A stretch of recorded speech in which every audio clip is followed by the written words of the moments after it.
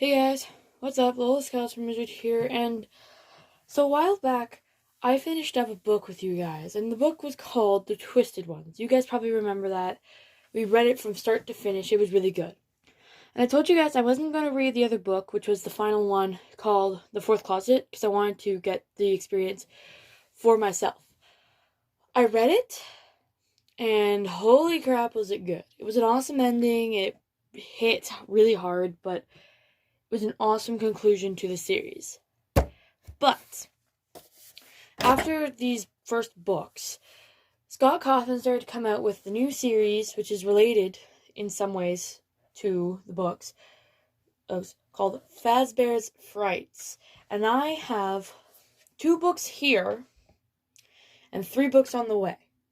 So I thought I would start reading you the first book, which is Five Nights at Freddy's Fazbear's Frights #1, Into the Pit. So this is our little description on the back. So this is what it is. Five Nights at Freddy's fans won't want to miss out on this pulse-pounding collection of 3 novella-length tales that will keep even the bravest player up at night. So I hope I won't actually get nightmares. Too bad. I don't think I will, though. Alright. What do you wish for most? It's a question Oswald, Sarah, and Millie think they know the answer to. Oswald wishes his summer wasn't so boring. Sarah wishes to be beautiful, and Millie wishes she could just disappear from the face of the earth. But in the twisted world of Five Nights at Freddy's, their heart's deepest desires have an unexpected cost. In this volume of Five Nights at Freddy's, creator Scott Cawthon signs 3 sinister novella-length stories from different corners of his series canon. Each book comes with cover artwork from fan-favorite game artist Lady Fistsy, who brings the horror to life in startling new ways. Readers beware, the collection of terrifying tales is enough to unsettle even the most hardened Five Nights at Freddy's fans. So this is related in some ways to the books, but not the same way. So I'm going to read you guys. I think they're in chapters. I'm hoping they're in chapters, but I'm not sure. Let's see. Into the Pit, which is the first story, is on page 1, and it goes to page 68. So I guess we'll be reading the 3 stories. So the 3 stories in this book are Into the Pit, To Be Beautiful, and Count the Ways. Alright, let's get started with this. Oh gosh, oh wow, that's a dark page. This is really difficult to read. It's cool, though. The dead possum's still there. Oswald was looking around the passenger window at the gray furry corpse on the side of the road. Somehow it looked even deader than it had yesterday. Last night's rain hadn't helped. Nothing looks deader than in a dead possum, Oswald's dad said. Except this town, Oswald mumbled, looking at the boarded-up storefronts and display windows, which were displaying nothing but dust. What's that? Dad said. He was already wearing the stupid red vest they put him in, and when he worked at the deli counter at the snack space. Oswald wished he'd wait to put it on until after he dropped him off at school. This town, Oswald said louder this time, this town looks deader than a dead possum. His dad laughed. Well, I don't guess I can argue with that. 3 years ago, when Oswald was 7, there had actually been stuff to do here. A movie theater, a game, and card store, and an ice cream shop up with amazing waffle cones. But then the mill had closed. The mill had basically been the reason the town existed. Oswald's dad had lost his job, and so had hundreds of other kids' moms and dads. Lots of families had moved away, including Oswald, best friend, Ben, and his family. Oswald had stayed because as his mom's job at the hospital was steady, and they didn't want to move far from Grandma. So Dad ended up with a part-time job at the snack space, which paid $5 an hour less than he'd make at the mill, and Oswald watched the town die. Why does it have a dark page at the start, I wonder?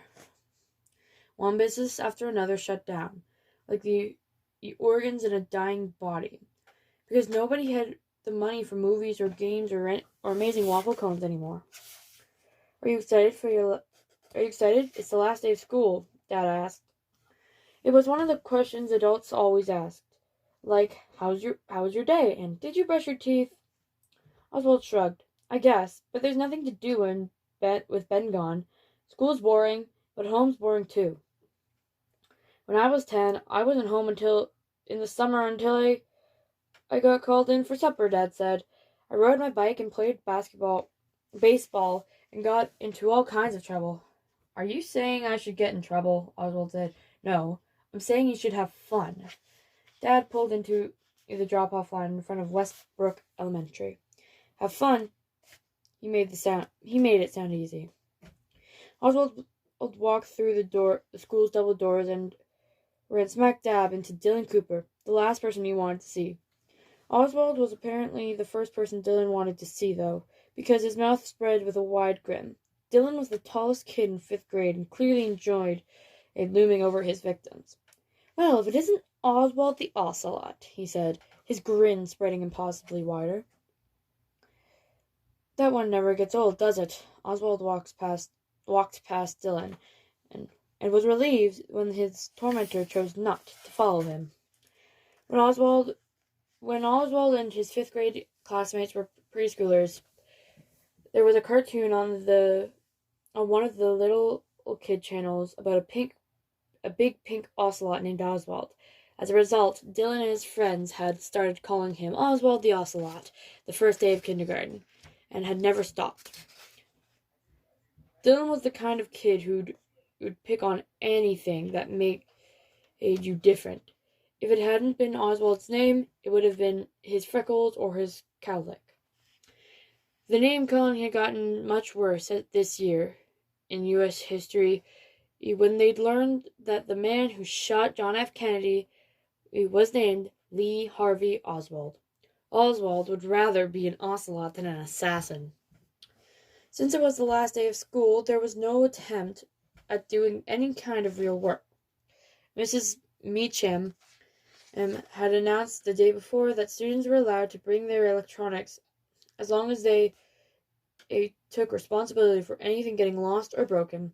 This announcement meant no effort would be made toward any educational activities of any kind.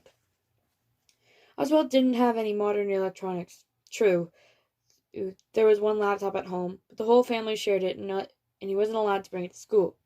He had a phone, but it was the saddest, most out-of-date model imaginable, and he didn't want to take it out of his pocket because he knew that any kid who saw it would make fun of how pathetic it was. So, while the other kids played games on their tablets or handheld consoles, Oswald sat. After just his sitting became intolerable, he took out a notebook and a pencil and started to draw. He wasn't the best artist in the world, but he could draw well enough that his images were identifiable. And there was certain cartoony qualities about his drawings that he liked. The best thing about his drawings, though, was that he could get lost in it. It was like he fell into the paper and became part of the scene he was creating. It was a welcome escape. He didn't know why, but lately he had felt drawing mechanical animals, bears, bunnies, and birds. He imagined them being human-sized and moving with jerkiness of a robot, and in an old science fiction movie. Oh no. It's not science fiction, mate. They were furry on the outside, but the fur covered hard metal skeleton filled with gears and circuits. Sometimes he drew the animals' exposed metal skeletons or stretched them with the fur peeled back to show some mechanical workings underneath. It was a creepy effect, like seeing a person's skull peeking out from underneath the skin. Oswald was so immersed in his drawing that he was startled when Miss Meacham turned off the lights to show a movie. Movies always seemed like a teacher's final act of desperation on the day before break. A way to keep the kids quiet and relatively still for an hour and a half before setting them loose on the summer. The movie Mrs. Meacham chose was in Oswald's opinion, too babyish for a room full of fifth graders. It was about a farm with talking animals, and he had watched it before. But he watched it again, and because, really, what else did he have to do? At recess, kids stood around tossing a ball all back and forth, and talking about what they were going to do over the summer. I'm going to football camp. I'm going to basketball camp. I'm going to hang out with my neighbor at my neighborhood pool. I'm going to stay with my grandparents in Florida. Oswald sat on a bench and listened. For him, there would be no camps, and no pool memberships, and no trips because there was no money. And so he'd draw pictures, play his old video games that he'd already beaten thousands of times, and maybe go to the library. If Ben were still here, it would be different. Even if they were just doing the same old stuff, they'd be doing it together. And Ben could always make Oswald laugh, riffing on video game characters or doing perfect impersonations of one of their teachers. He and Ben had fun no matter what they did. But now a summer without Ben yawned before him, wide and empty. Most days, Oswald's mom worked from 12 p.m. until 12 a.m., so his dad had to make dinner. Usually they got by on frozen meals like lasagna and chicken pot pie, or on cold cuts and potato salad from the snack-based deli that were still good enough to eat but not good enough to sell. When Dad did cook, it was usually things that just required boiling water. While Dad got their dinner ready, Oswald's job was to feed Jinx, their very spoiled black cat. Oswald often thought that he used about the same amount of cooking skill in opening Jinx's can of stinky cat food that his dad used in his dinner preparations. Tonight, Oswald and Dad were sitting down on 2 plates of blue box mac and cheese and some canned corn his dad had zapped in the microwave. It was a very yellow meal. You know, I was thinking, Dad said, squirting ketchup onto his macaroni and cheese. Why did he do that? Oswald wondered. I know you're old enough to stay home by yourself, some. But I don't like the idea of you staying by yourself the whole day while your mom and I are at work. I was thinking you could run to town with me in the morning. I could drop you off at the library. You could read, surf the net. Oswald couldn't let this one slide. How out of date would his dad be? Nobody says surf the net anymore, Dad. They do now, because I just said it. Dad forked up some macaroni. Anyways, I thought you could hang out at the library in the mornings. When you get hungry, you could come to Jeff's Pizza for a slice, ice and a soda, and I could pick you up there once my shift is over at 3. Oswald considered for a moment. Jeff's Pizza was kind of weird. It wasn't dirty exactly, but it was run down. The vinyl on the booth seats had been repaired with duct tape, and the plastic letters had fallen off the menu board right above the counter and listed the toppings included pepperoni and hamburger. It was clear that Jeff's Pizza used something bigger and better than it was now. There were tons of unused floor space and lots of unused electrical outlets along the base of the walls. Also on the far wall was a small stage. Even though there were no performances there, not even so much as a karaoke night. It was a strange place, sad and not what it had once been. Like the rest of the town, That being said, the pizza was decent, and more important, it was the only pizza in town, if you didn't count the kind of frozen in food department at Snack Space. The few good restaurants in town included Gino's Pizza and Marco's Pizza, which, unlike Jeff's, had real pizza maker names. Had closed their doors not long after the mill had. So you'll give me money for pizza? Oswald asked, since Dad's job of loss, Oswald's allowance had dwindled to practically nothing. Dad smiled, a kind of sad smile. It seemed to Oswald. Son, we're bad off. We're not so bad off I can't spot you $3.50 for a slice ice and a soda. Okay, Oswald said. It was hard to say no to a warm, gooey cheese slice. Since it wasn't a school night and wouldn't be again for quite some time, Oswald stayed up after Dad went to bed and watched the old Japanese monster movie with Jinx curled up purring on his lap. Oswald had seen a lot of B-grade Japanese horror films, but this one, Zendrelix versus Zendrelix, was new to him. As always, Zendrelix looked like a giant dragon thing, and Mechandrelix reminded him of mechanical animals he drew when he stripped them of their fur. He laughed at the movie's special effects. The train Zendrelix destroyed was clearly a toy, and at how the actors' lip movements didn't match the dubbed in English. Somehow, though, he always found himself rooting for Zendrelix, even though he was just a guy in a rubber suit. Somehow, he managed to have a lot of personality. In bed, he tried to count his blessings. He didn't have Ben, but he had monster movies and a library and lunchtime pizza slices. It was better than nothing, but it still wasn't going to be enough to keep him going all summer. Please, he wished, his eyes closed tight. Please let something interesting happen. I'm pausing right here, and the only reason why is, like with a genie, you should be specific. You should be specific, Oswald. Oswald woke to the smell of coffee and bacon. The coffee he could do without, but the bacon smelled amazing. Breakfast time meant I'm with his mom, often the only time he got with her until the weekend. After one necessary stop, he hurried down the hall to the kitchen. Well, look at this. My rising sixth grader has risen. Mom was standing over the stove with a fuzzy pink bathrobe, her blonde hair pulled back in a ponytail, flipping.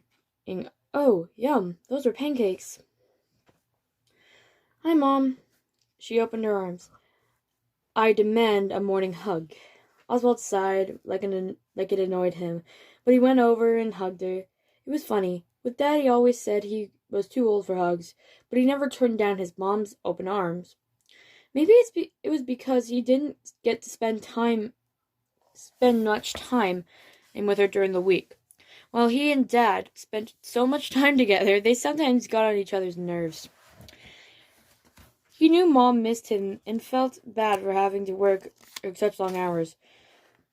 But he also knew that since Dad's job at Snack Space was just part-time, Mom's long hours were most of the reason the bills were getting paid. Mom always said that adult life was like a fight between time and money. The more money you earn to spend on bills and necessities, the less time you got to spend with your family. It was a difficult balance. Oswald sat down at the kitchen table and thanked his mom when she poured his orange juice. First day of summer break, huh? Mom went back to the stove and scooped up a pancake with her spatula. Uh-huh. He probably should have tried to sound more enthusiastic, but he couldn't muster the energy. She slid the pancake onto a plate and served him 2 strips of bacon. Not the same without Ben, huh? He shook his head. He wasn't going to cry. Mom ruffled his hair. I know, it's a bummer. But hey, maybe a new friend and we'll move into town. Oswald looked at her hopeful face. Why would anybody move here? Okay, I see your point, Mom said, piling another pancake. But you never know. Or maybe somebody cool already lives here. Somebody you don't even know yet. Maybe, but I doubt it. Oswald said. These pancakes are great, though. Mom smiled and ruffled his hair again. Well, I've got that going for me anyways. Do you want more bacon? If you do, you'd better grab it before your dad gets in here and vacuums it all up. Sure. It was Oswald's personal policy never to refuse more bacon. The library was actually kind of fun. He found the latest book in a science fiction series he liked and a manga that looked interesting. As always, he had to wait forever to use the computers because they were all taken up by people who looked like they had nowhere else to be. Men with scraggly beards wearing layers of ratty clothing, too thin, and women with sad eyes and bad breath. He waited to turn politely, knowing that some of these people used the library for shelter during the day, and then spent the night on the streets. Jeff's pizza was as weird as he remembered. The big empty space beyond the booths and tables was like a dance floor, where nobody danced. The walls were painted a pale yellow, but they must have used cheap paint, or only one coat, because shapes of whatever had been on the walls before were still visible. It had probably been some kind of mural with people or animals, but now it had just shadows behind a thin veil of yellow paint. Oswald sometimes tried to figure out what the shapes were, but they were too blobby to make out.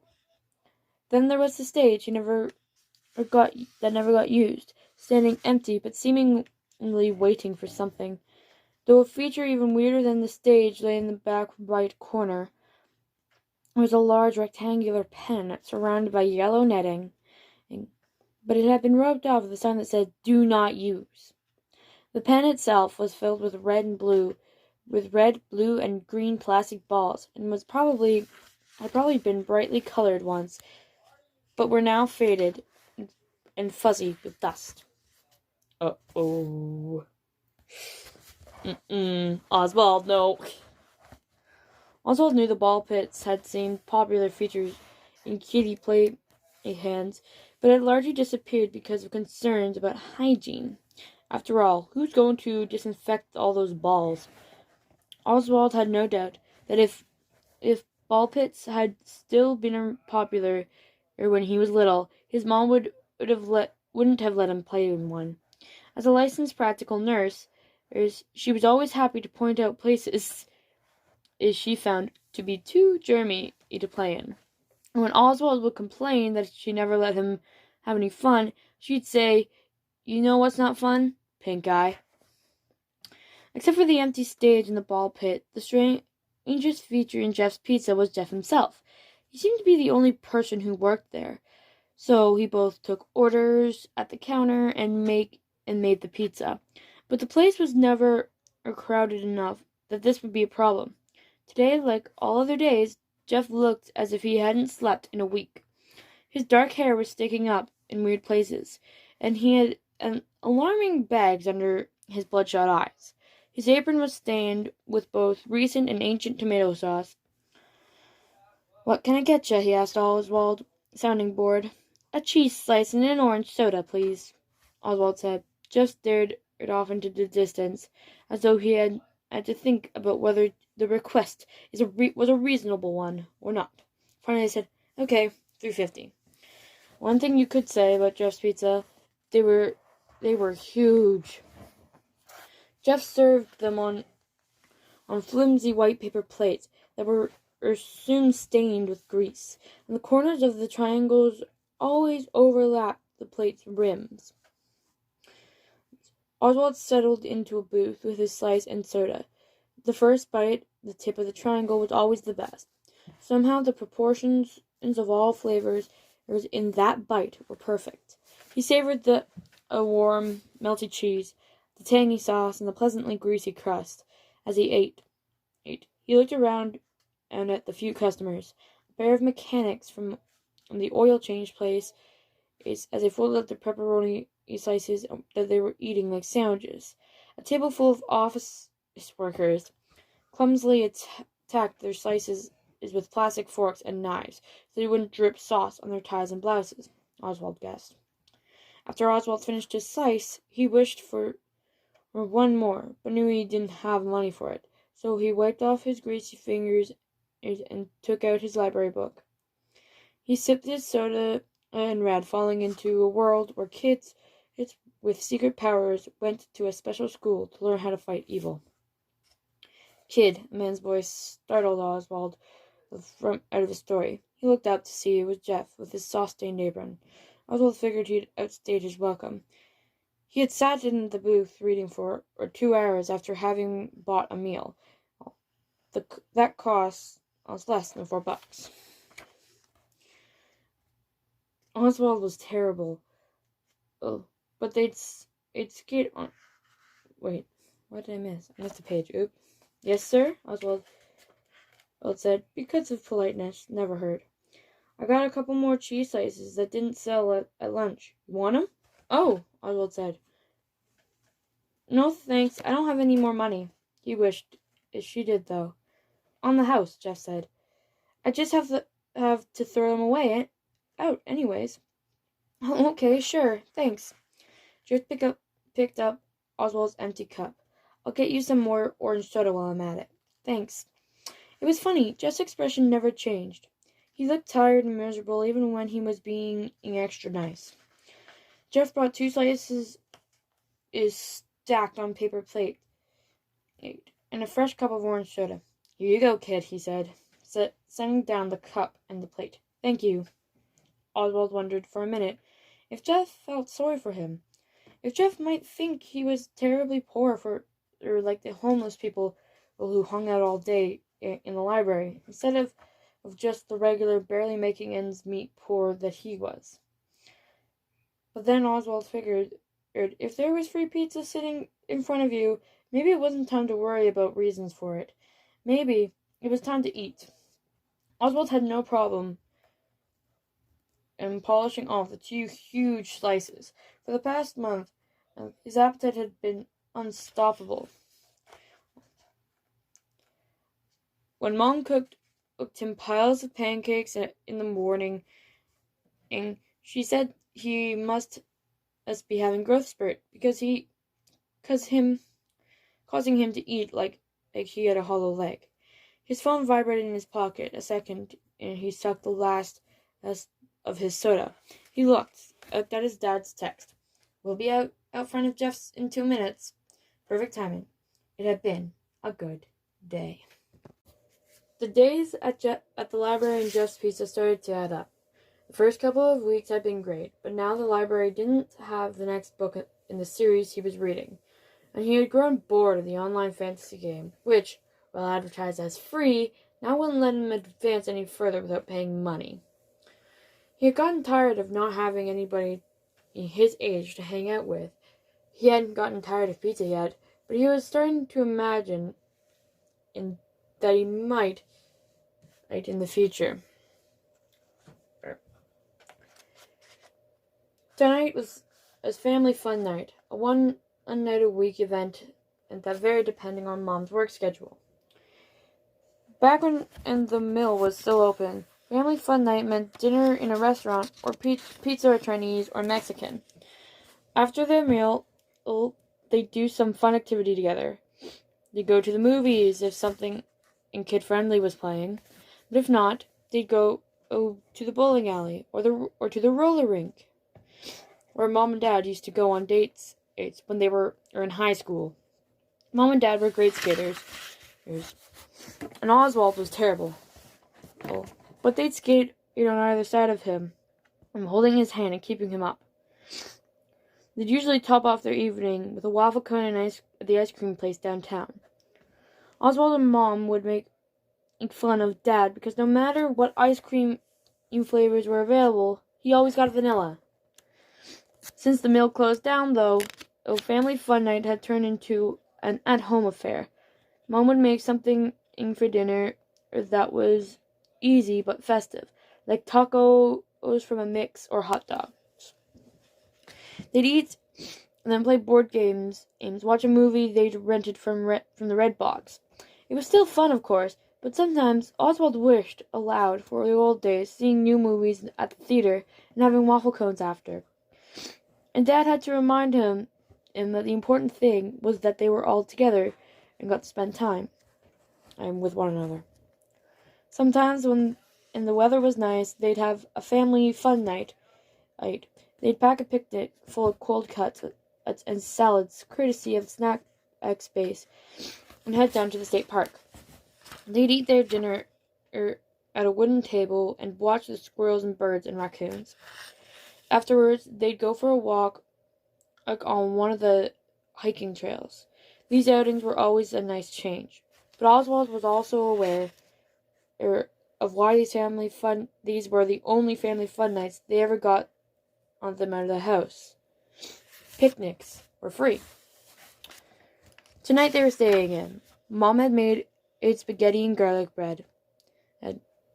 They had played a game of Clue, which Mom won, as she usually did, and now they were piled up on the couch together in their pajamas with a huge bowl of popcorn between them, watching a remake of an old science fiction movie. Once the movie was over, Dad said, "Well, that was pretty good, but not as good as the real version." "What do you mean the real version?" Oswald said. That was the real version." "Not really," Dad said. "I mean, it was set in the same universe as the real version, but it was kind of a cheap knockoff of the one that came out when I was a kid." Dad always had to be so opinionated, and he could never watch something and enjoy it.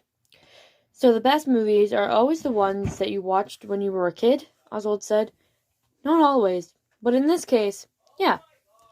Dad was settling in. Oswald could tell that for one of his favorite things, a good argument.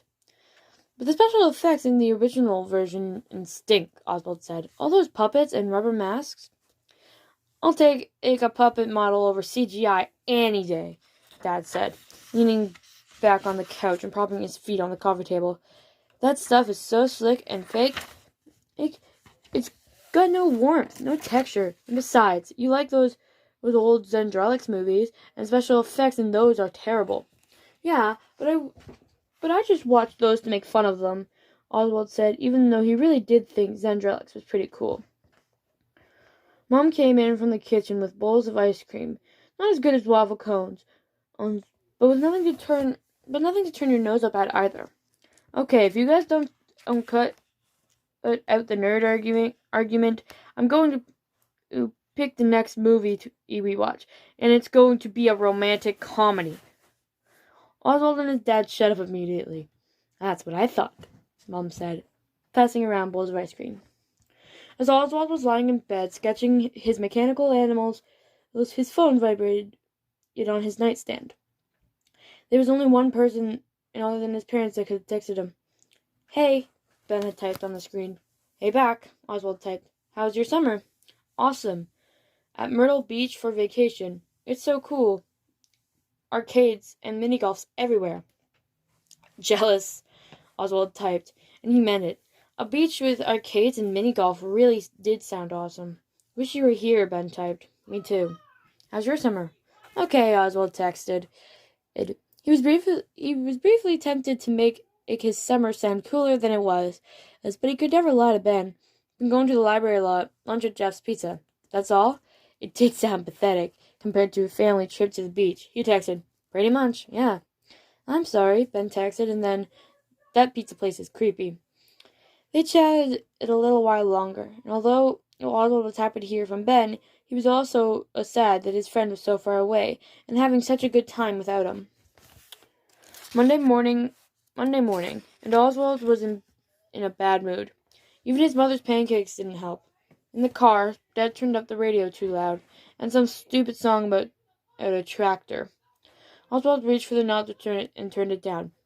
"Hey dude, driver picks the music." "You know that," Dad said.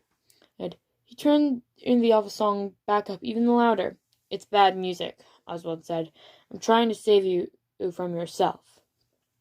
"Well, I don't like those video game songs you listen to," Dad said.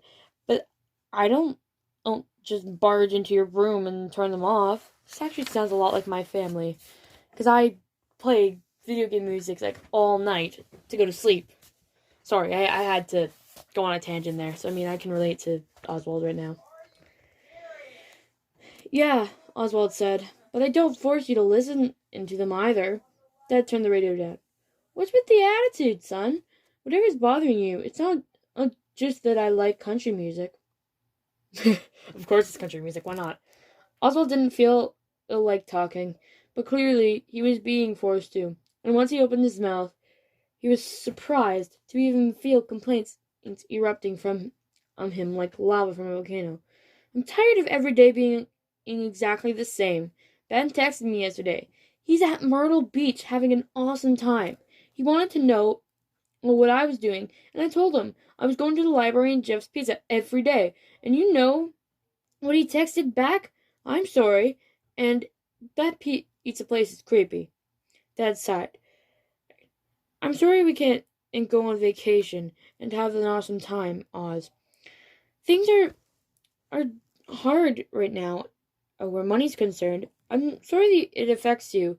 You're a kid. You shouldn't have to worry about money. I'm hoping they'll move me full time at the store or in the fall. That'll help a lot. And if I get promoted to deli manager, it'll be another $1.50 an hour. Oswald knew he shouldn't say what he was about to say, but here he went anyway. Ben's dad got a job that pays even better than his old job at the mill. Dad tightened his grip on the steering wheel. Yeah, and Ben's dad had to move 500 miles away to get that job. His voice sounded tight, as tight as his grip on the steering wheel, and Oswald could tell his jaw was clenched. Your mom and I talked a lot about it, but we decided not to move, especially with your grandma living here, and needed help sometimes. This is our home, kiddo. Oh, and things aren't perfect. But we have to make the best of them. Oswald felt himself crossing the line from grumbling to grounding territory. But why did some people get the best of everything, and others had to settle for free library visits and cheap pizza? And so every day, you toss me out on the street like garbage. If this is the best of things, I'd hate to see the worst. Now, son, don't you think that's a little dramatic? Oswald didn't stick around to hear the rest of Dad's criticism. He got out of the car and slammed the door, and Dad sped away, probably glad to get rid of him. Just as he predicted, the library didn't have the book he wanted. He flipped through a few magazines, the kind with exotic jungle animals, which he usually liked, but they weren't doing much for him today. When his turn came for the computer, he put it in his earbuds and watched some YouTube videos. But he wasn't in a good enough mood to laugh. At lunchtime, he sat at Jeff's Pizza with his slice and soda. Every day, a cheese slice, and his dad wasn't if his dad wasn't so stingy, he'd give him another $1 so he could have pepperoni or sausage. But no, it had to be the cheapest pizza you could get. Sure, money was tight, but really, was another $1 a day going to break the bank? Looking around the place, Oswald decided Ben was right. Jeff's Pizza was creepy. There were those shadowy, painted-over figures on the wall, the dusty, abandoned ball pit. And when he thought about it, Jeff was kind of creepy, too. He looked 100 years old, but he was probably just 30. With those heavy-lidded, bloodshot eyes, the stained apron, and the slow speech and movement, he was like a zombie pizza chef. Oswald thought of his argument with Dad that morning. Soon Dad would be texting him, expecting him to come outside to the car. Well, today was going to be different. Today Dad would have to come and find him. There was one perfect place to hide. Oswald was going into the pit. No, Oswald, you're being stupid. Don't. Just don't. Please don't. Please don't. Listen to me, please. The pit was pretty gross. Really obviously untouched for years. The plastic spheres were covered in gray, fuzzy dust. But hiding there would be a great prank on his dad. His dad, who was always dropping him off and picking him up like somebody's dry cleaning, and would actually have to get out of the car and make an effort for change. Oswald wouldn't make it easy for him either. Oswald took off his shoes. Yes, the ball pit was disgusting, but at least getting into it would would make today different from all the other days that had come before it. He climbed into the pit and felt out the balls parting to make room for his body. He moved his arms and legs.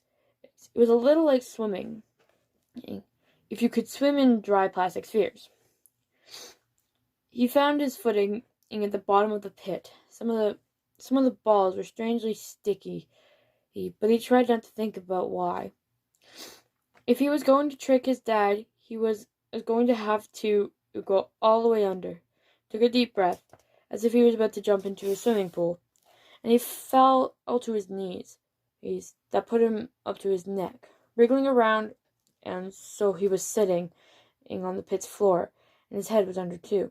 The ball spread far enough that he could breathe, but it was dark, and it made him feel claustrophobic. The place stank of dust and mildew. Pink eye. He could hear his mother's voice saying, "You're going to get pink eye." The smell really was getting to him. The dust tickled his nose, and he felt a sneeze coming on, but he couldn't move his hand through his spheres fast enough to reach his nose and muffle it. He sneezed 3 times, each one louder than the one before. Oswald didn't know if his dad was looking for him yet, but if he was, the sneezing ball pit would probably have given him away. His location, besides, it was too dark and too gross in there. He had to come up for air. As he rose, his ears were assaulted by the sound of beeping electronics and yelling and laughing kids. It took a few seconds for his eyes to adjust from the darkness and the pit of brightness, and now surrounding him. The flashlights were flashlights and vivid colors. He looked around and muttered, "Toto, I don't think we're in Kansas anymore." The walls were lined with shiny arcade cabinets, housing games he'd heard his dad talk about from his own childhood. Mrs. Pac-Man, Donkey Kong, Frogger, Q*bert, Galaga. A neon-lighted claw machine displayed plush blue elf-like creatures and orange cartoon cats. He looked down at the pit and realized he was surrounded by little kids wallowing in the strangely clean and now brightly colored plastic orbs. He stood over the schoolers like a giant, and he stepped out of the pit to find his shoes. They were gone. Standing on the colorful carpet in his socked feet, he looked around. There were lots of kids his age and younger, but there was something different about them. Everyone's hair was styled and fluffy, and boys wore polo shirts in colors lots of guys wouldn't be caught dead in, like pink or aqua. The girls' hair was almost unbelievably big, with bangs that stood out from their foreheads like claws. They wore pastel-colored tops and matched their pastel-colored shoes. The colors and lights, the sound, it was sensory overload. And what was that music? Oswald looked around to see where it was coming from. Across the room, a small stage. A trio of animatronic animals blinked their big blank eyes, opened and closing their mouths, and pivoted back and forth in sync with a jangly, annoying song. There was a brown bear, a blue rabbit, and with a red bow tie, and some kind of bird girl. Oh no. They reminded Oswald of the mechanical animals he had caught himself drawing lately. The difference was that he could never decide if the animals in his drawing were cute or creepy. These were creepy. Strangely, though, a dozen or so little kids surrounding the stage didn't seem to think so. They were wearing birthday party hats with pictures and characters on them, and dancing and laughing, having a great time. When the smell of pizza hit Oswald's nose, he understood. He was still in Jeff's Pizza, or more actually, what Jeff's Pizza had been before Jeff took over. The ball pit, it was new and not roped off. All the outlets on the walls had an arcade game plugged into them, and he turned around to face the left wall, and the shapes of the shadows on the wall of Jeff's Pizza was a mural of the same characters performing on the stage. The brown bear, the blue rabbit, the bird girl. Below their faces, the words Freddy Fazbear's Pizza. Oswald! No! No! Oswald's insides turned to ice water. How had this happened? He knew where he was, but he didn't know when it was or how he got there. Somebody bumped into him, and he jumped more than normal. Since he felt a physical contact, this must not have been a dream. He couldn't decide if this was was good news or not. Sorry, dude, the kid said. He was about Oswald's age, and he was wearing a light yellow polo with the collar turned up, tucked into what looked like a pair of dad jeans and white tennis shoes he had on were huge, like clown shoes. He looked as if he spent a long time fixing his hair. Are you okay? Yeah, sure, Oswald said. He wasn't sure he was okay, actually, but he didn't know how to begin to explain the situation. I've not seen you here before, the kid said. Yeah, Oswald said, trying to figure out how an explanation and that wouldn't sound too weird. I'm just visiting here, staying with my grandma for a few weeks. This place is good, though. All these old games. Old games? The kid said, raising his eyebrows. You're joking. I don't know about where you're from, but Freddy's has the newest games around here. That's why the lines as you play them are so long. Oh yeah, I was just kidding, Oswald said, because he couldn't think of anything else to say. He had heard his dad talk about playing a lot of these games when he was a kid. Absurdly hard games, he said, and on which he had wasted many hours and many quarters. I'm Chip, the kid said, running his fingers through his poofy hair. Me and my buddy Mike. Oh, gosh. Okay, this better not be who I think it is. Me and my buddy Mike. He nodded at a tall black kid wearing huge eyeglasses and a shirt with wide red and blue stripes. We're about to play some skee ball. Want to come with? Sure, Oswald said. It was nice to hang out with some other kids, even if they seemed to be kids from another time. He didn't think this was a dream, but it sure was a weird one. You got a name? Mike said, looking at Oswald like he was some kind of strange specimen. Oh, sure, I'm Oswald, he said. He had been too weirded out to remember to introduce himself. Mike gave him a friendly slap on the back. Well, I've got to warn ya, Oswald. I'm a beast at skee ball, but I'll go easy on you, since you're new here. Thanks for having mercy on me, Oswald said. He followed them to the skee ball area. On the way, they passed somebody and... Oh, I'm sorry, but as soon as I read that sentence, it just sent a shiver down my spine, like the next one. Passed somebody in a rabbit suit that looked like a yellow version of the animatronic, like rabbit on the stage. Oh no. Nobody else seemed to be paying attention to the rabbit guy, so Oswald didn't say anything. It was probably Freddy Fazbear's employee dressed up to entertain the little kids at the birthday party. Mike wasn't kidding about being a beast at skee ball. He easily beat Chip and Oswald 3 times, but he was a good sport, and spent the whole time joking around, and it felt good to be included. But after a couple of games, Oswald started to worry. What time was it really? How long had his dad been looking for him? And how was he going to get back to his real life? Sure, he'd wanted to give Dad a little scare, but he didn't want to scare the old man so much he got the police involved. Hey guys, I'd better run, Oswald said. My grandma, he almost said, just texted me, but I realized Chip and Mike would have no idea what he was talking about. Whenever this was, there was no cell phones. My grandma's supposed to pick me up in a few minutes. Okay, dude, maybe we'll catch you later, Chip said, and Mike gave him a little nod and a wave. Oswald left his companions, stood in a corner with his socked feet, and wondered what to do. He was having some kind of magical experience.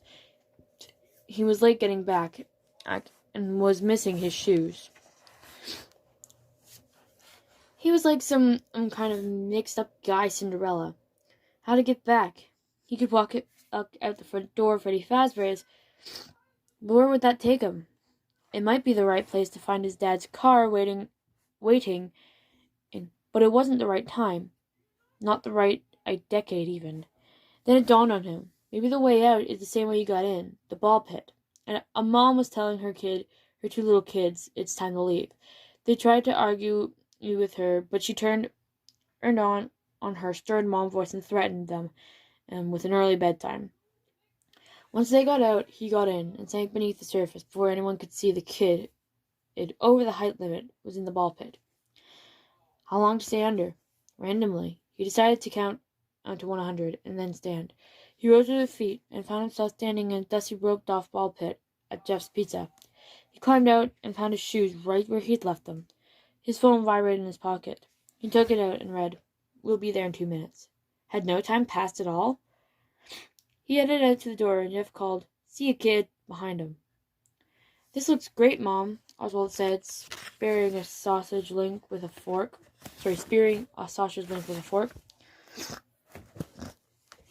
"You're in a good mood today." Mom slid a waffle onto his plate. "Quite a contrast from yesterday when you were Mr. Grumpy Pants." "Yeah," Oswald said. "They're supposed to get my book in the library today." The statement was true, but it wasn't the reason Oswald was in a good mood.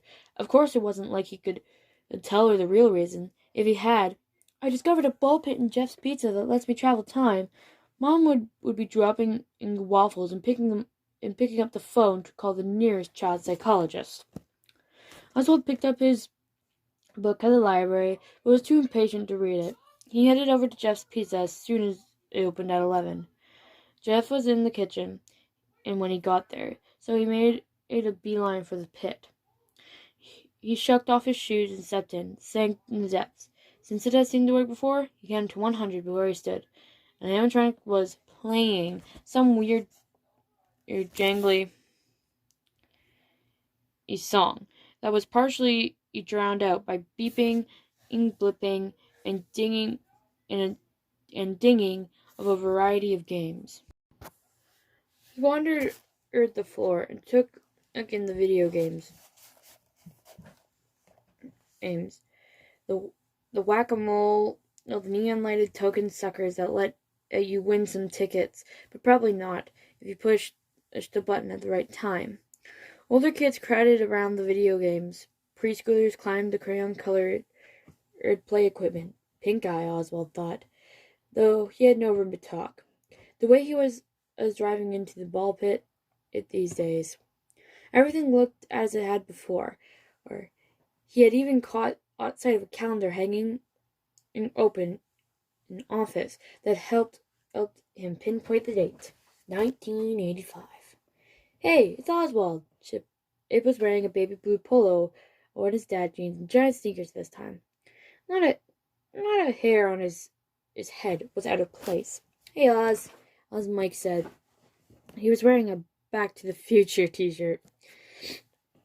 "Anybody ever call you that? Like the Wizard of Oz?" "They do now," Oz said, grinning. And he had gone from having the loneliest summer ever to having 2 new friends, and the nickname. True, all these seemed to be happening in the mid-1980s, but why he hung up on the details. "Hey," Chip said, "we just ordered a pizza. You want to come over and have some?" "We ordered a large, so there's more than we can eat." "Speak for yourself," Mike said, but he was grinning. "Okay," Chip said. "How about I say it's more than we should eat. Want to join us?" Oswald was curious how Freddy Fazbear's Pizza compared to Jeff's. "Sure, thanks." On the way over to their table, they passed at someone in the same yellow rabbit suit who was standing in the corner, still as a statue. Chip and Mike either didn't see him or ignored him, so Oswald tried to ignore him as well. Why hide in the corner like that, though? If he worked for the restaurant, surely he wasn't supposed to act up all creepy. He is creepy. At the table, a young woman with big blonde hair and blue eyes served them a large pizza and a pitcher of soda. In the background, the animatronics band played on. The pizza was pepperoni and sausage with a crispy crust, a nice change from the plain cheese slices. You know, Mike said between bites, when I was little, I loved Freddy Fazbear Band. I even had a stuffed Freddy I used to sleep with. Now I look up at the stage, and those things give me the creeps. It's weird, huh? How stuff you liked as a little gets creepy when you get older. Chip helped himself to another slice. Like clowns. Yeah, or dolls. Mike said between bites. Sometimes I look at my sister's dolls lined up on the shelf in her room, and it's like they're staring at me. Or like that guy in the yellow rabbit costume, Oswald thought, but he didn't say anything. After they demolished the pizza, they played some skee ball, Mike mopping the floor with them again, but being really nice about it. Oswald didn't worry about time anymore, because apparently time didn't pass the same way it had in his own time zone. After skee ball, they took turns playing air hockey in pairs. Oswald was surprisingly decent and even managed to beat Mike once. When they started to run low on tokens, Oswald thanked them for sharing in their wealth and said that he hoped to see them again and soon. After they said their goodbyes, Oswald waited until no one was looking and disappeared into the pit. Hanging out with Chip and Mike turned into a regular thing. Today they weren't even playing games, they were just sitting at a booth drinking sodas and talking, trying to ignore the animatronic animals' annoying music as much as they could. You know that movie I liked? Chip said. His polo was peach-colored today. Oswald loved the guy. But really, didn't he own one shirt that wasn't the color of an Easter egg? The Eternal Song? Seriously, Mike said, pushing his huge glasses up on his nose. That movie was so boring. I was like, The Eternal Song is the perfect title for a movie because I don't think it's ever going to end. They all laughed, and then Chip said, What did you think of it, Oz? I haven't seen that one, Oswald said. He said that a lot when hanging out with Chip and Mike.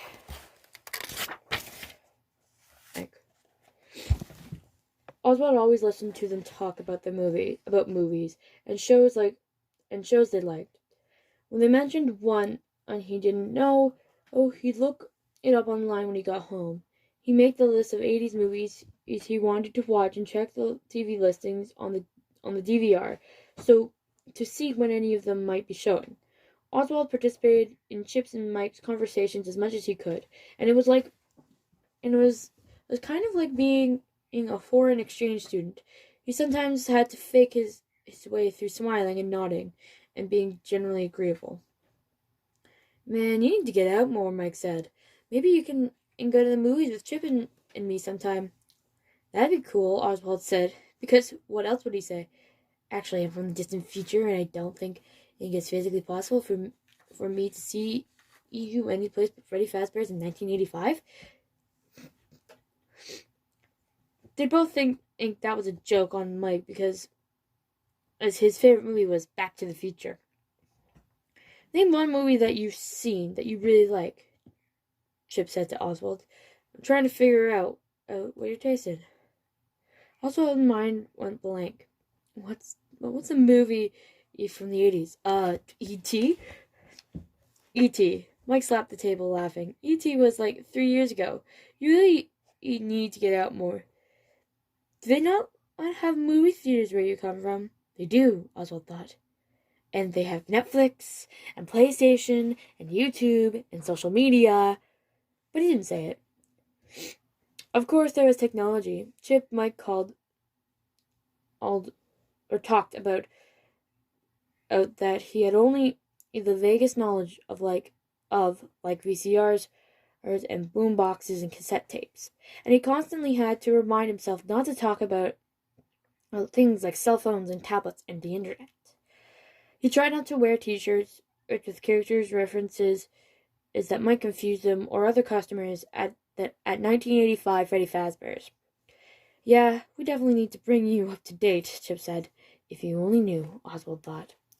Hey, do you want to play some games? Mike said. I feel a skee ball calling me. But I promise, I'll go easy on you guys. Chip laughed. No, you won't. You'll murder us. You guys go ahead, Oswald said. I think I'll stay at the table. What, and watch the show? Mike said, nodding in the direction of the creepy characters on the stage. Is something wrong? If you suddenly decide you like Freddy Fazbear's music, we need to get you help fast. No, nothing's wrong, Oswald said. But really, something was. For the first few visits to 1985 Freddy Fazbear's, it hadn't even occurred to him that he was basically mooching off Chip's and Mike's generosity, because as he never had any money of his own, and even if they broke in his own time zone, would the money he brought up from the present day even work in 1985? It was kind of pitiful being broke in 2 decades. Finally, he said, I just feel like I'm always taking your money, because I never have any. Dude, it's cool, old Chip said. We hadn't even noticed. Yeah, Mike said. We just figured your grandma never gave you any money. I know my grandma doesn't except when it's my birthday. They were being really nice, but Oswald still felt embarrassed. If they talked about lack of money, that meant and they had noticed it. How about I just go hang out with you while you play, Oswald said. When he stood up, he felt a strange heaviness in his pockets. Something in them was so heavy, he felt like his jeans might fall down. He reached in his pocket, and when he pulled out double handfuls of 1985 Fazbear tokens. Please deposit 5 coins.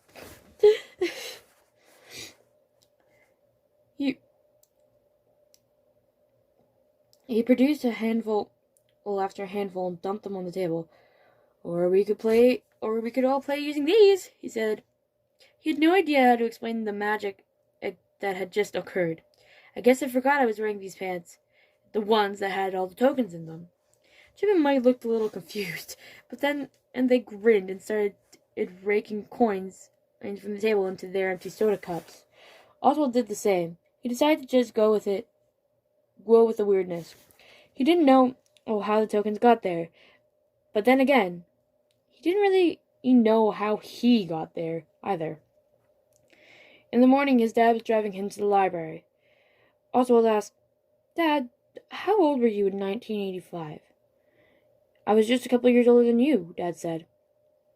And other than baseball, all I could think about was how many quarters I had spent at the arcade. Why do you ask? No reason in particular, Oswald said. I've just been doing some research. Jeff's Pizza, before it was Jeff's Pizza, was some kind of arcade, wasn't it? Yes, it was. Dad's voice sounded strange. Nervous, maybe. He was quiet for a few seconds, then said, but it closed. Like everything else in the town, Oswald said. Pretty much, yeah, Dad said, pulling up in front of the library. Maybe Oswald's imagination, but it seemed like his dad was relieved to get to their destination, so he wouldn't have to answer any more questions. At 11 o'clock sharp, Oswald headed over to Jeff's Pizza, as had become his habit. With Jeff nowhere in sight, Oswald proceeded to the pit. After his count to 100, he stood. There were noises, but not the usual ones from Freddy Fazbear. Screams, crying children, yells for help, and fast footfalls of people running in chaos. Were Chip and Mike here? Were they okay? Was anybody here okay? He was afraid. Part of him wanted to disappear back into the pit, but he was worried about his friends. Also, was burning with curiosity about what was going on. Even though he knew whatever it was horrible. He wasn't in danger, he told himself, because this was the past, the time way before he was born. His life couldn't be in danger in time before he existed, could it? His stomach was in knots. He moved through the crowd, past crying mothers running for their toddlers to their arms, past dads grasping children's hands and leading them in swiftly towards the exit, their faces masked with shock. Chip? Mike, he called. But his friends were nowhere to be seen. Maybe they hadn't come to Freddy Fazbear today. Maybe they were safe. Scared but feeling as if he had to know what happened, Oswald walked in the opposite direction from everyone else, escalating feeling of dread. In front of him stood a man in the yellow bunny costume. If there was a man under there. The bunny opened the door that said private and went inside.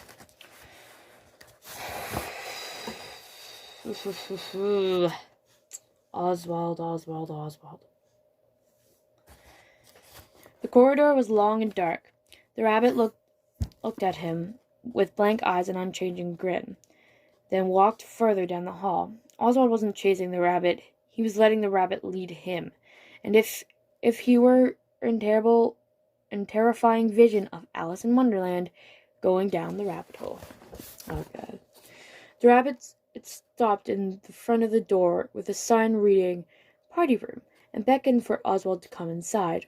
Oswald was shaking with terror, but he was too curious to refuse. Besides, he kept thinking, you can't hurt me. I haven't even been born. Once inside the room, it took Oswald a few seconds to register what he was actually seeing for a few seconds and for his brain to process. They were lined up against the wall, which had been painted with images of places' mascots. The grinning bear, the blue bunny, and the bird girl.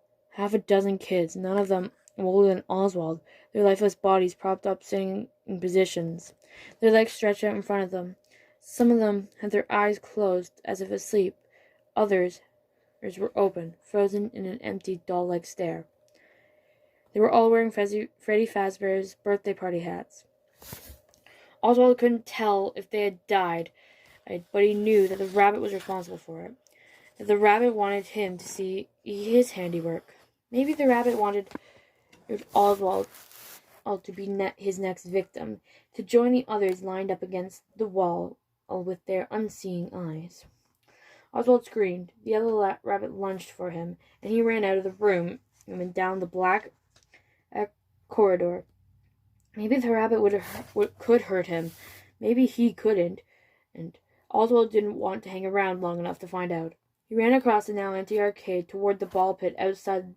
The police sirens' screams matched Oswald's own.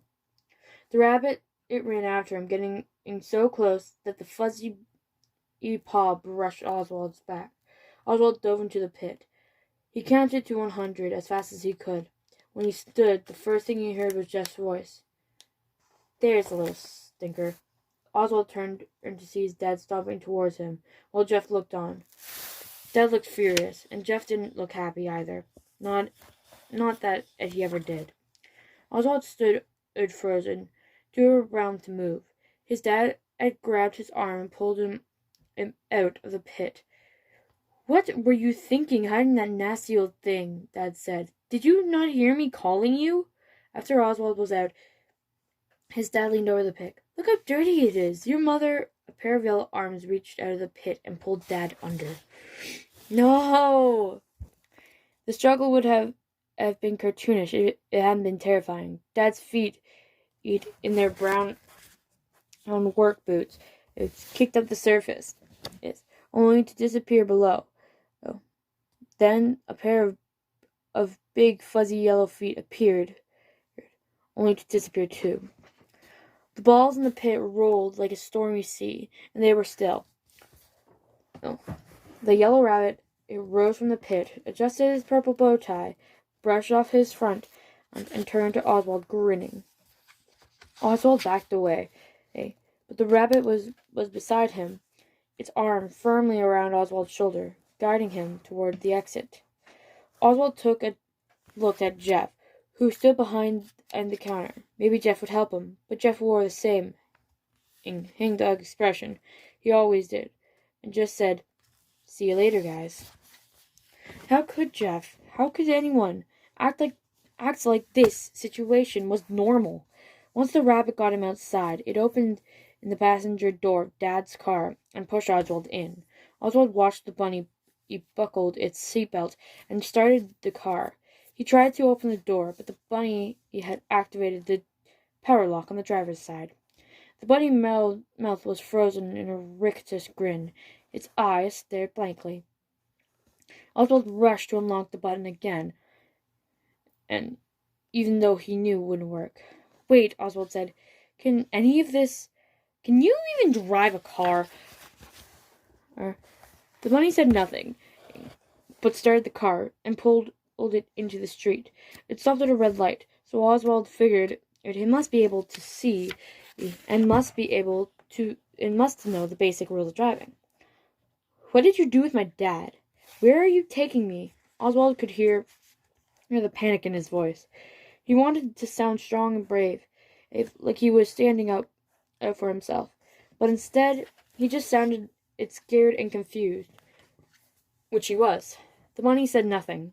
The car made a familiar right turn, then a familiar left turn into Oswald's neighborhood.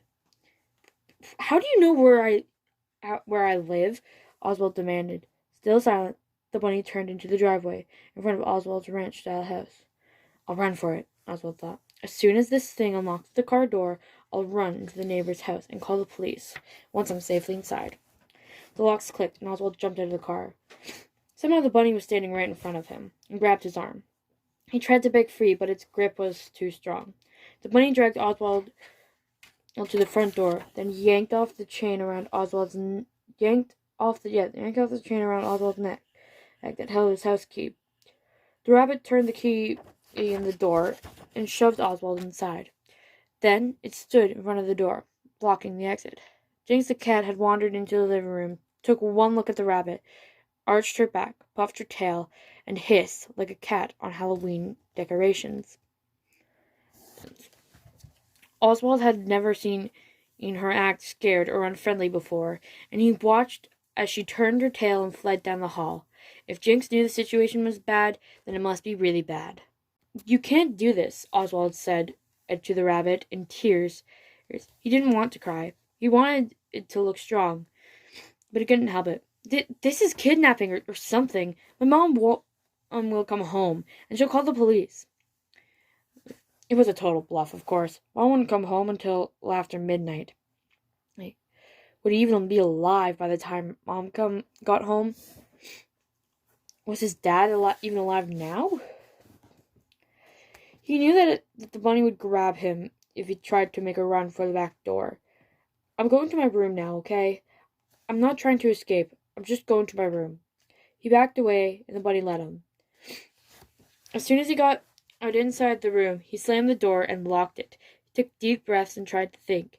There was a window in his room, but it was as high and too small to climb through. Under the bed, Jinx let out a low growl. Oswald could hear the bunny outside his door. If maybe a phone call, it would hear him. But maybe he could send a text. He took out his phone. It was shaking in his hands. He texted, Mom, emergency. Something's wrong with Dad. Come home now.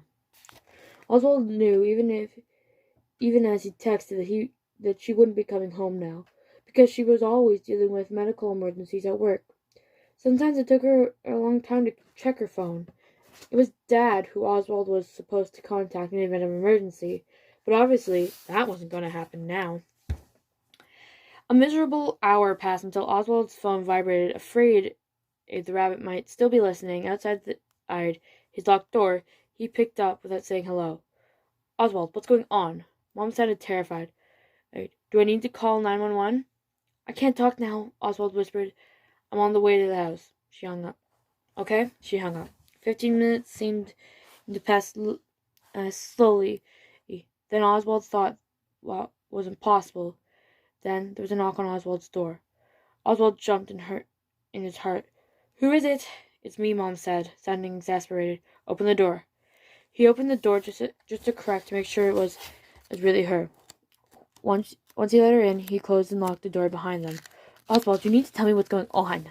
Mom's brow was frowned with worry. Where did this start? How to explain something sounding so crazy?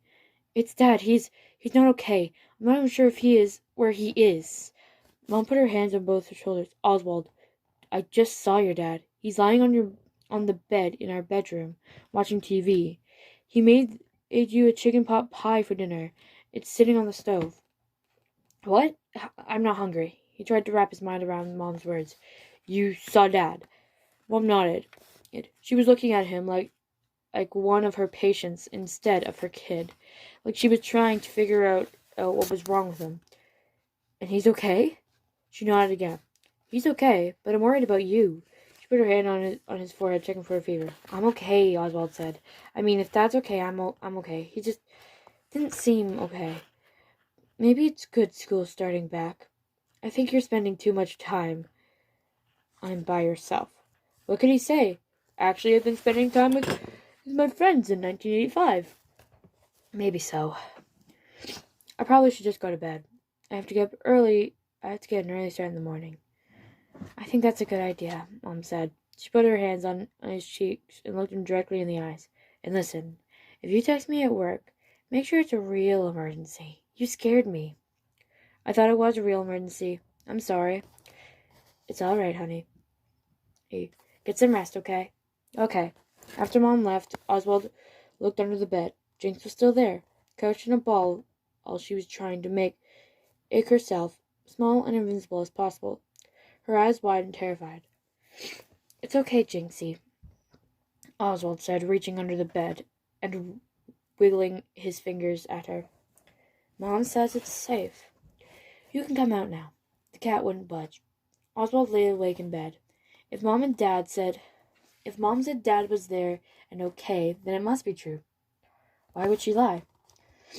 But Oswald knew what he had seen. He had seen the yellow thing, and he had started to think of it. Dragged his dad into the pit. He had seen the yellow thing climb out of the pit, had felt its grip on his arm, sat beside it in the car as it drove him home. Or had he? If Mom and Dad was home and okay, he must be. Oswald trusted his mom. But if Dad was okay, it meant Oswald hadn't seen what he thought he saw. And that must mean that Oswald was losing his mind. After only a few hours of fitful sleep, Oswald woke to the aroma of frying ham and baking biscuits. His stomach rumbled, reminding him that he missed dinner last night. Everything felt normal. Maybe he should just treat yesterday like a bad dream and try to move forward. A new school year, a new beginning. He stopped in the bathroom and made his way to the kitchen. Feeling better? Mom asked. There she was, her hair in a ponytail, wearing a pink fuzzy bathrobe, fixing breakfast like always. Something about this fact, made Oswald feel tremendously relieved. Yeah, he said. I'm pretty hungry, actually.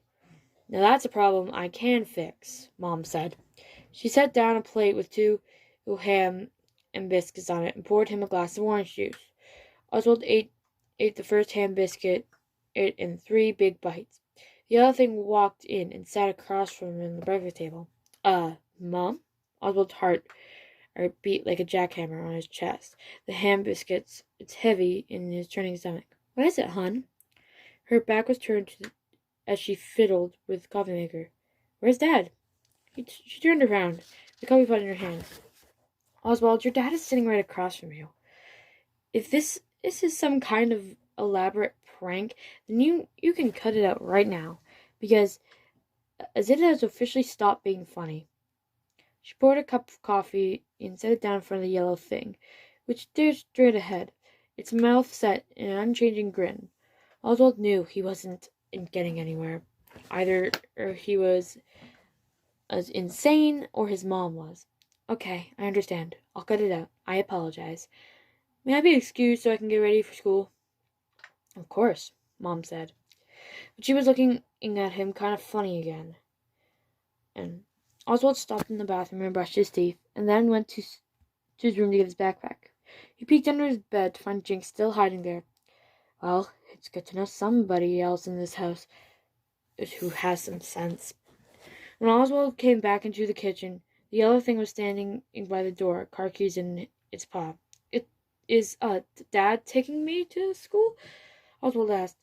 He didn't know if he could bear sitting beside him in the car again, hoping it was watching the road as it stared through the windshield with its empty eyes. Doesn't he always? Mom asked. You could hear the worry in his voice. In her voice. Have a good day, okay? Seeing no choice, Oswald got into the car beside the yellow thing. Once again, it locked the doors from on the driver's side and backed out of the driveway and past jogging neighbor who waved at him, just as he were dead. I don't understand, Oswald said, on the edge of tears. Are you real? Is this real? Am I going crazy? The yellow rabbit, it said nothing, just stared at the road ahead. When it pulled up in front of Westbrook Middle School, the crossing guard and the kids' crosswalk didn't seem to notice the car was being driven by a giant yellow rabbit. Hey, Oswald said before he got out of the car. Don't bother picking me up this afternoon. I'll just catch the bus. The school bus was a big yellow thing he could handle, because as it was some kind of cosmic law, the first person Oswald saw in the hall was Dylan, his tormentor. Well, if it isn't Oswald the Give it a rest, Dylan, Oswald said, pushing past him. I've got way bigger problems than you today. It was impossible to concentrate in class. Usually Oswald was pretty decent student. But how could he focus with his life and possibly his sanity falling apart? Maybe he should talk to someone, the school counselor or a school police officer. But he knew anything that came out of his mouth would sound dangerously crazy. How could he convince a police officer that his dad was missing if everyone who looked at the yellow thing saw Oswald's dad?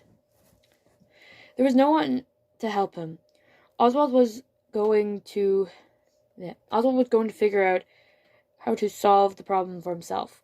At recess, he sat on the bench by the playground, grateful that he didn't have to pretend to listen to a teacher and could just think. He couldn't imagine how his life could get any weirder. The yellow thing seemed to think it was his father. This was weird enough. But why did everybody else think it was his father, too? Do you mind if I share your bench? It was a girl Oswald had never seen before. She had curly black hair and big brown eyes, holding a thick book. Sure, help yourself, Oswald said. The girl sat on the opposite end of the bench and opened her book. Oswald went back to his confusing thoughts. Have you gone to this school for a long time? The girl asked him a few minutes later. He didn't look over at her. Oswald. He didn't look over at Oswald when she talked, but just kept staring at the pages of her book.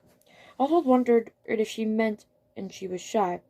Since kindergarten, Oswald said, and because he couldn't think of a single other thing to say about himself, he asked, What are you reading? Greek mythology, she said. Tales of heroes. Have you read much mythology? No, not really, he said, feeling stupid immediately after. He didn't want to give the impression that he was the kind of guy who never read books. In desperation, he added, I love to read, though, and then felt even stupider. Me too, she said. I've probably read this book 12 times. It's like a comfort book for me. I read it when I need to be brave. The word brave struck a chord with Oswald. Brave was what he needed to be, too. Why's that? Well, Greek heroes are super brave. They're always doing battles of some sort, or of big monster, like the Minotaur and the Hydra. It kind of puts things in perspective, you know? No matter how bad my problems are, at least I don't have to battle with a monster. Yeah, Oswald said, even though he was trying to figure out how to battle with a monster, a yellow, long-eared monster, in his own home. He couldn't tell this girl about the yellow thing, though. She would think he was crazy and would be leaving their shared bench in a hurry. So you said that you read that book so you can when you need to be brave.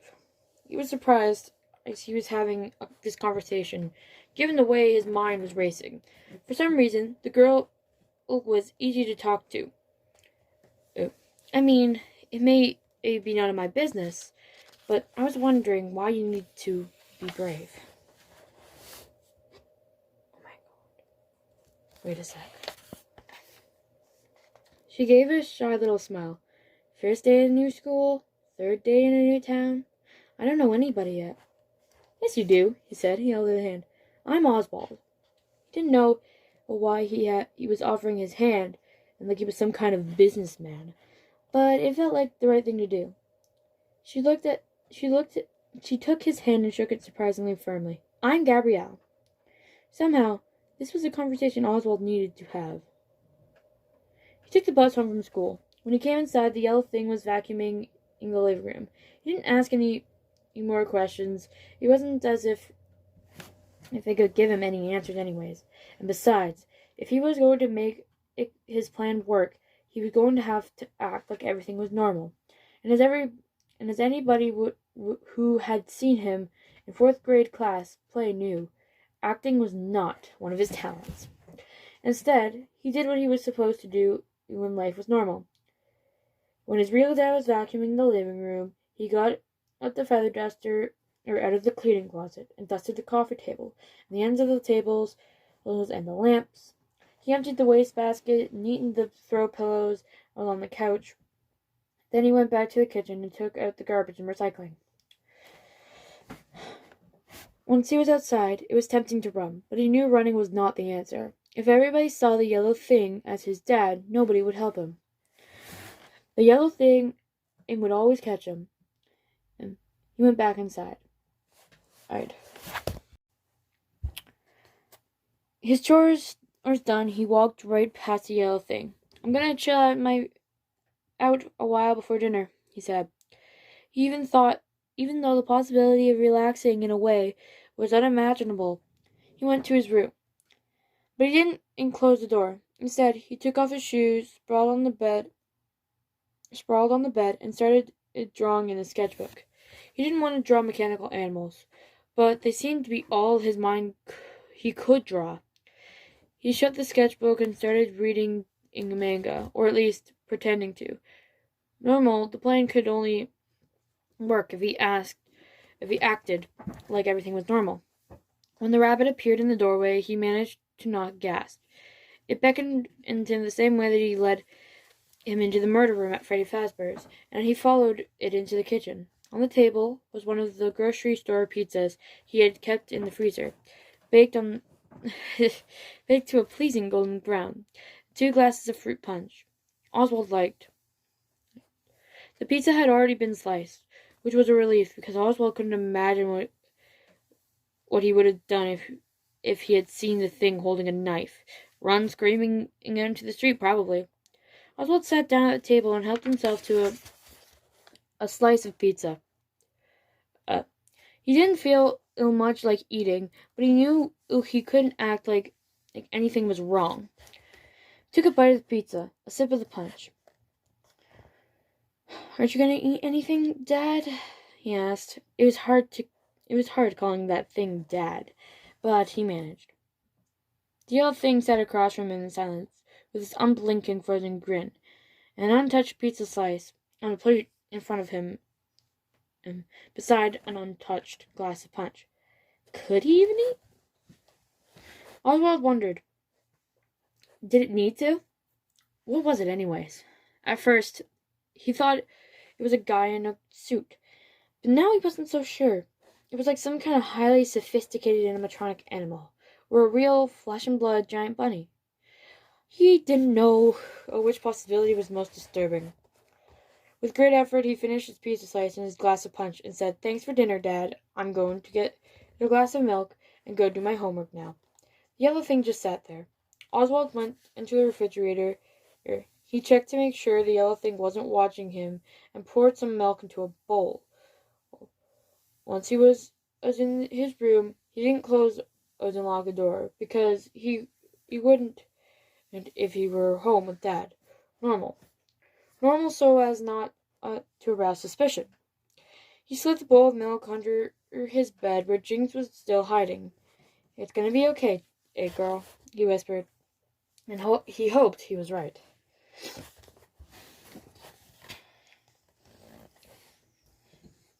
He sat on his bed and in a few minutes heard Jinx slapping the milk. He knew from past experience that even when terrified, she couldn't turn down and dairy products. He made a half-hearted attempt to do his homework, but he couldn't concentrate. All he could think about was his dad. The yellow thing had dragged him into the pit and under the surface. Did that mean his dad was at Freddy Fazbear's circa 1985, wandering about the arcade games that he played as a kid? That was most likely the explanation, unless the yellow thing had killed. No, he couldn't let himself think that. His dad was alive. He had to be. The only way to know is to go back into the pit. But first, he was going to have to get out of the house without the yellow bunny thing noticing. Oswald waited until dark, then waited some more. Finally, he grabbed his shoes and tiptoed out of the room, into the hall, in his sock feet. The door to his parents' bedroom was open. He sneaked a glance inside as he crept past. The yellow thing was lying on its back on the parents' bed. It appeared to be staring at the ceiling. Or maybe it wasn't staring. Maybe it was asleep. It was hard to tell since his eyes didn't close. But did it even need sleep? Holding his breath, he passed his parents' room and tiptoed into the kitchen. If the yellow thing caught him, you could always say he was just getting a drink of water. The kitchen was best escape route out. The door there was less squeaky than the front door. He slipped into his shoes and pulled the door open slowly, inch by inch. When it was open wide enough, he slipped through and shut it softly behind him. Then he ran. He ran through the neighborhood and past the neighbors, walking their dogs and kids riding bicycles. Some people looked at Oswald strangely, but he couldn't figure out why. People ran in this neighborhood all the time, but then he realized he wasn't running like he was doing it for exercise. He was running like something was chasing him. And it might be. It was a long way to Jeff's Pizza on foot, and Oswald knew he couldn't keep up this pace all the way there. He slowed to a walk when he was out of the neighborhood, and chose to walk on the side of the streets instead of a more direct route, so he'd be harder to follow. He was afraid Jeff's Pizza might be closed by the time he reached it, but when he arrived, hot and out of breath, the lights open sign still on. Inside, just on the counter, watching the ball game on the TV. But otherwise, the place was empty. We just serve whole pizzas tonight. No slices, Jeff said in his usual monotone. As always, he looked exhausted. Yeah, I just stopped up by to get a soda to go, Oswald said, and he gazed roaming into the roped-off ball pit. Just looked a little puzzled, but finally said, Okay, let me get a pie out of the oven, and I'll get it for you. Orange, right? Yes, right, thanks. As soon as Jeff disappeared into the kitchen, Oswald ran back to the corner and dove into the ball pit. A familiar musty smell filled his nose as he sank beneath the surface. He sat on the pit's floor. He counted to 100, as he always did, even though he wasn't sure if it served any purpose in getting him to make the jump to Freddy Fazbear's in 1985. He shifted in the pit's floor and felt something solid press against his lower back. A shoe. It felt like a sole of a shoe. He scooted around and grabbed it. It was a boot, a steel-toed work boot, like his dad used to wear to work at the mill and now wore at his job at the snack space. He moved his hand and up a little. An ankle. In the kind of thick boot sock his dad had liked. He crawled further across the floor or the pit. Then, like the yellow things, he might never stop screaming, but he had to find out. His hand found a shoulder. He reached for chest and felt cheap fabric. A white undershirt. Sorry, I just ran up the stairs.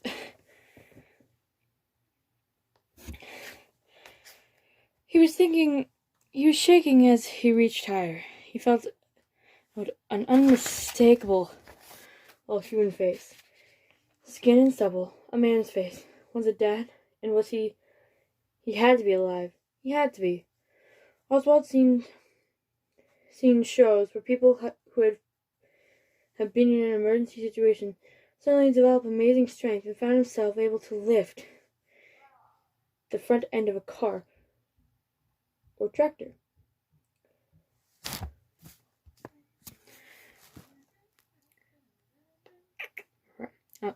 This was the kind of strength Oswald needed to find.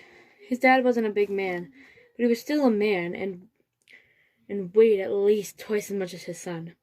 He had to move with his dad if he was going to save him. If this even was his dad. If he wasn't some kind of cruel hoax set up by the yellow thing to trap him. Oswald couldn't let himself think these thoughts. If he was going to do what he had to do. He got behind the person, grabbed under his armpits, and pulled. Nothing happened. Dead weight. Oswald thought, no, not dead. Please, not dead. He pulled again, this time with more force, making a noise that had somewhere between a grunt and a roar. This time the body moved, and Oswald pulled again, standing up, getting the person's head and shoulders beneath the surface. It was his dad, pale and unconscious, breathing, definitely breathing, and around them, not Freddy Fazbear's 1985, but normal present-day weirdness of Jeff's Pizza. How could Oswald get him out? He could call Mom. As a nurse, he would know what to do. But if she thought he was crazy or lying, he felt like the boy who cried wolf, or the boy who cried rabbit. He felt it before he saw it, a presence behind him, awareness of something his personal space. Before he could turn around, a pair of furry yellow arms locked around him in a fearsome embrace. He got his right arm free enough to jab his elbow into the yellow thing's midsection. He got loose, but the thing was blocking the exit to the pit. He couldn't get out of the pit by himself, let alone with his poor, passed-out dad. Acting more than thinking, Oswald charged at the rabbit with his head down, as if he could just throw it off balance and knock it under the surface. Maybe it would end up in 1985 Freddy Fazbear's, and buy Oswald and his dad some time to escape. He headbutted the yellow thing and knocked it into the ropes of netting surrounding the ball pit. It stumbled a little, righted itself, and then, his arms outstretched, lunged at Oswald. He pushed Oswald against the wall of the pit, its eyes dead as always. It unhinged its jaw to reveal a double row of fangs as sharp as scimitars. I don't know what that is. Mouth open, freakishly wide. It lunged at Oswald's throat, but he blocked it with his arm. Pain pierced Oswald's forearm as the yellow thing sank its fangs into its skin. Oswald used his good arm to punch the rabbit as hard in the face before his fangs could pierce too deeply. Fangs. What kind of crazy rabbit has fangs? The thing's jaws released their grip, but there was no time to survey the damage because the thing was lurching towards Oswald's dad, its jaw open, like a snake about to swallow its unexpected prey. Its fangs were red with Oswald's blood. Oswald elbowed the yellow thing aside and moved between his still unconscious father. "You leave my dad alone," he yelled, then used the netting to bounce off the chamber into the yellow thing's back. He hit his head with his fist, scratching at its eyes, which didn't feel like a living creature's eyes. The rabbit stumbled back into the netting of the ropes and grabbed Oswald's arm and slung him hard off his shoulders into the pit. Oswald fell headfirst into the surface, grateful that the bottom of the pit was soft. His arm was throbbing. His whole body was exhausted, but he had to get up. He had to save his dad. He, like those ancient Greek heroes Gabrielle had told him about, he had to be brave and face the monster. Oswald rose unsteadily to his feet. Somehow, when it shook Oswald off, the yellow thing must have gotten tangled in the ropes of netting that was lined the ball pit. The rope was looped around his neck, and it grasped the rope with its big paws, trying to get free. Oswald couldn't understand why it was failing to free itself, until he saw the yellow thing's feet weren't touching the rope.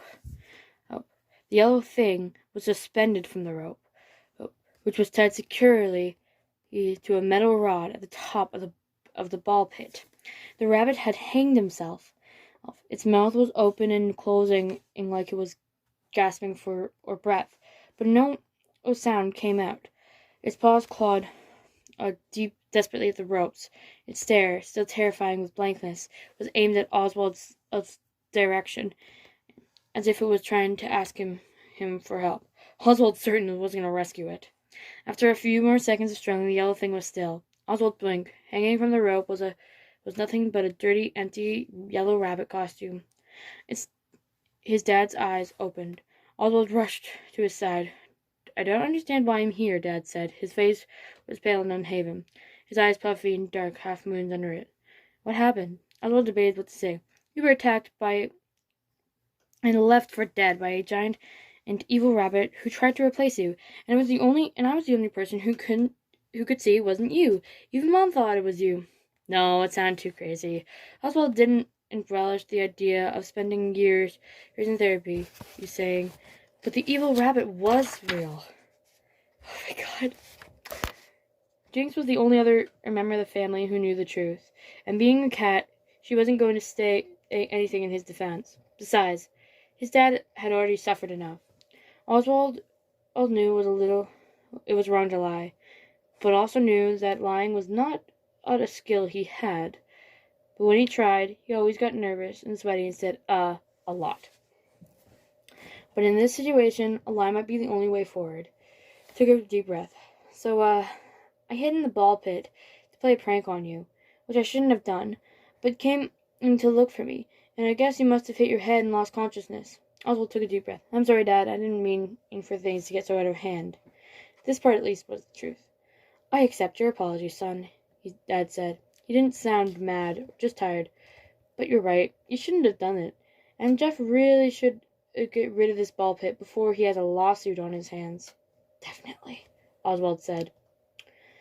He knew he would never set foot in the pit again, and he would miss Chip and Mike, but he needed to make some friends in his own time. His mind flashed to the girl on the bench at recess, Gabrielle. She seemed nice, smart too, and had a good talk. Oswald reached for his dad's hand. "Let me help you stand up." With Oswald steadying him, Dad rose to his feet and let his son lead him to the exit of the ball pit. He paused and looked at the hanging yellow costume. "What is that creepy thing?" "I have no idea," said Oswald. This, too, was the truth. They climbed out of the pit and walked through Jeff's pizza. Jeff wiping the counter and watching the ball game on the restaurant's TV. Had he not seen or heard anything? Still holding Oswald's hand. When was the last time he and his dad held hands? Dad lifted his son's arm and looked at it. "You're bleeding." "Yeah," Oswald said. "I must have scraped my arm when I was trying to pull you out of the pit." Dad shook his head. "Like I said, that thing is probably is a public safety issue. Just sticking up a sign saying 'keep out' isn't enough." He let go of Oswald's arm. "We'll get your arm cleaned up at the house, and your mom can dress the wound once she gets home from work." Oswald wondered what his mom would say when he saw the fang marks. As he approached the door, Oswald said, "Dad, I know I can be a pain sometimes, but I really do love you, you know?" Dad looked at him with an expression that seemed both pleased and surprised. "Same here, kiddo." He ruffled Oswald's hair. "But you have a terrible taste in science fiction movies." "Oh yeah?" Oswald said, smiling. "Well, you have a terrible taste in music, and you like boring ice cream." Together, they opened the door into the fresh air. Behind them, Jeff called, "Hey kid, you forgot your soda."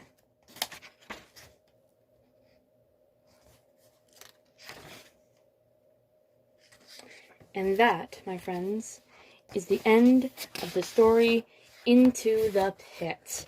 I hope you guys enjoyed the first story of the book Into the Pit. or Fazbear's Frights #1. If you guys did, I definitely am excited to do the next story, which is called To Be Beautiful. And if you guys want to see that, comment down below. Comment down below also. Would you do the same thing if you were in Oswald's situation, or would you just leave it be? Let me know, because I kind of want your honest opinion. Anyways, I'm the Little Skeleton Wizard. This was story 1 of Fazbear's Frights #1, Into the Pit. And the next book we're reading is To Be Careful, or To Be Beautiful. So, I hope you guys enjoyed that. Peace out, my guys.